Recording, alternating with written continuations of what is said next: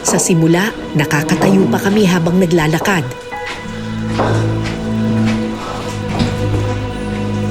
Pero habang lumalalim, mas nagiging malinaw ang hirap na aming gagawin.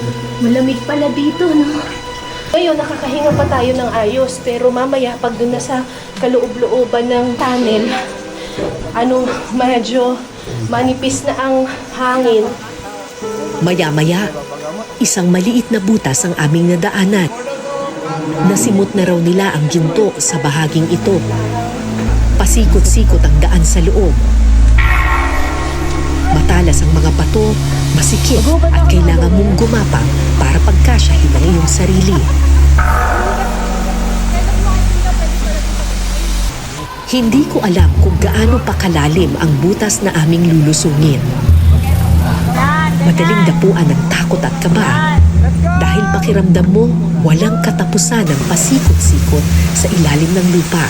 Makalipas ang mahigit 4 na oras na paglalakad, pagod na ang buong team. Makalabas pa kaya kami sa kuwebang ito?